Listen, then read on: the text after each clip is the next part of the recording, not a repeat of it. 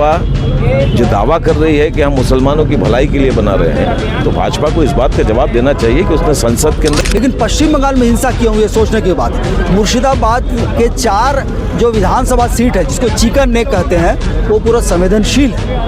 उन चारों जगह पर हम समझते हैं ये लड़ाई केवल मुसलमानों की लड़ाई नहीं है। ये देश 45 साल में सबसे बड़ी बेरोजगारी बढ़ाने वाली सरकार, 80 करोड़ लोगों को 5 किलो अनाज के लिए मोहताज बनाने वाली सरकार, जेल आग में तपा तपा लूट का ये राज हो खत्म, क्रांति के लिए उठे कदम, क्रांति के लिए जली मशाल, भूख के विरुद्ध भात के लिए।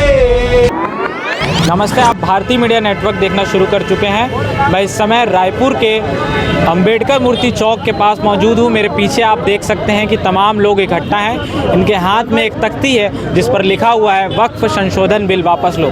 क्या कुछ मामला है, क्या इनकी मांगे हैं, इन्हीं से जानेंगे। बने रहिए इस वीडियो में। जो असंवैधानिक संशोधन करके भारतीय जनता पार्टी की सरकार ने अपने नफरती एजेंडे को आगे बढ़ाते हुए देश के मुसलमानों और अल्पसंख्यकों के ऊपर हमला करने का जो फैसला किया है, उसके खिलाफ हमारे मुस्लिम समुदाय के भाई यहाँ विरोध में आज उतरे हैं।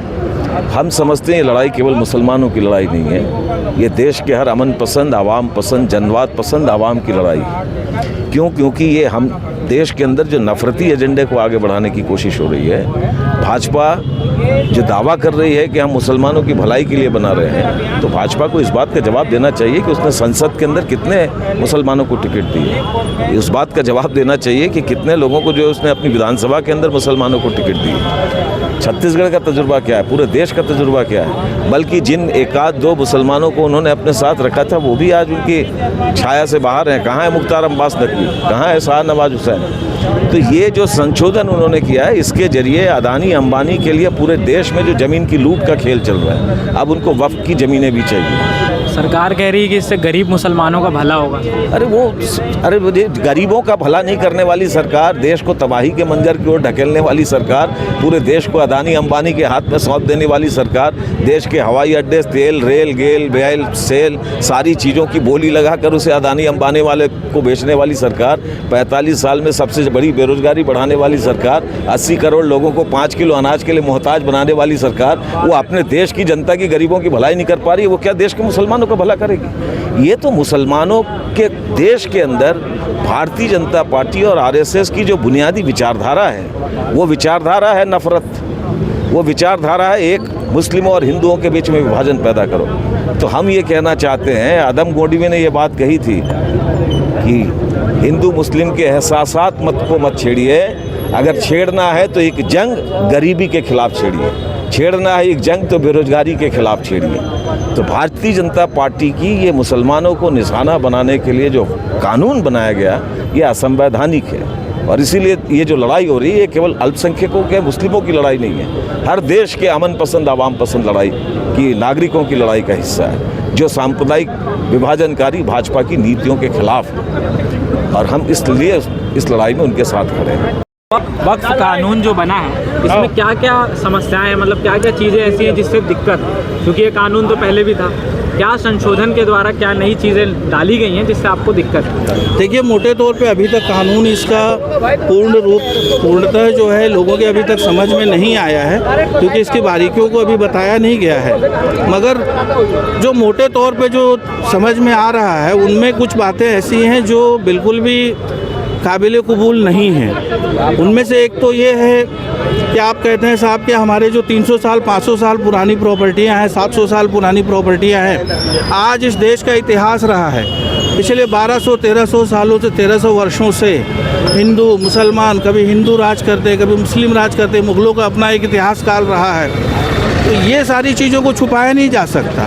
तो अगर आप कहेंगे कि 500-300 साल के पुराने पेपरों को हम लोग अगर उसको पेश करें, तो ये संभव नहीं है, किसी के लिए भी संभव नहीं है। जो अभी जो नया कानून आया है, उस कानून की 2-3 बुनियादी बातों को मैं आपके सामने रखना चाह रहा हूँ कि जो वक्फ बाय यूज़र है या इन्होंने बोला है कि 6 महीने में आपको सारे कागज़ों को अपडेट करना है।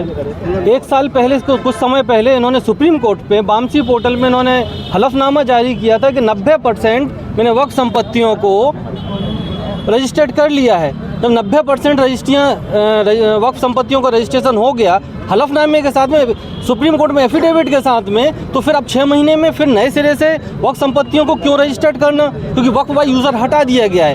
वक्फ बाय यूज़र हटाने का मतलब और मकसद ये है कि जिनके पास पुराने हैं, जो 300 साल, 400 साल, 500 साल पुरानी संपत्तियाँ हैं, दरगाहें, मस्जिदें या कब्रिस्तान हैं, उनके दस्तावेज कहाँ से लेके आएंगे? ये तो वही बात हो गई कि CA/NRC में साहब आप पुराने दस्तावेज लेके आओ, वक्फ संपत्ति में कैसे दस्तावेज लेके आएंगे? और दूसरी बात, आज ये वक्फ संपत्ति के माध्यम से मुसलमानों की संपत्ति पे हमला है। आप इसकी आड़ में ये जो और मंदिर या और दूसरी इदारे हैं, क्रिश्चियन हैं, सिख हैं और दूसरे हैं, उन सबकी संपत्तियों को हड़पने का ये कोशिश की जा रही है। ये स्टार्टिंग है। अब इसी के आड़ में इस वक्फ कानून की आड़ में मैं एक चीज़ और क्लियर बोल रहा हूँ कि अभी सलीम राज साहब ने ये फतवा जारी कर दिया है कि साहब इमाम मस्जिदों में क्या तकरीर देंगे, अब ये आप निर्धारित करोगे? ये तो हमारे कॉन्स्टिट्यूशन का राइट्स तुम छीन रहे हो। मैं बोलना क्या है मुझे?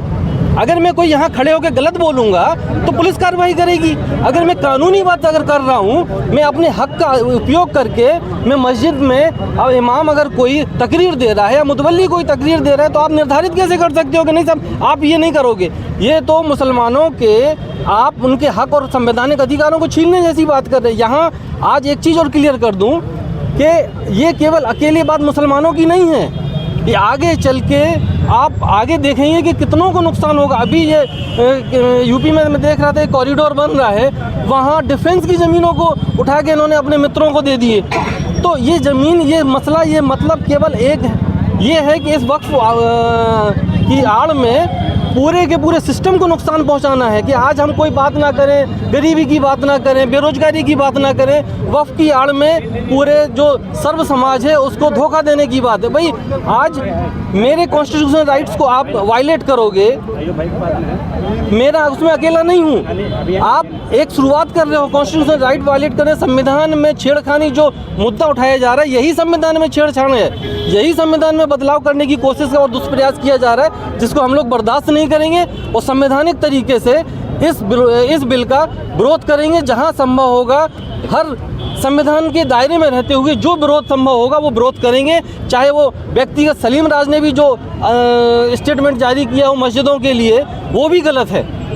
कैसे तय कर सकता है कोई आदमी के साथ क्या बोलना है क्या नहीं बोलना है? भाई आज तो मैं यहाँ खड़े होकर बोलने के लिए आज अधिकार रखता हूँ ना, क्योंकि मुझे संविधान ने अधिकार दिया कि मैं यहाँ खड़े होकर बोलूँ। तो एक मस्जिद में इमाम क्या बोलेगा, आप एक कैसे तय कर सकते हो?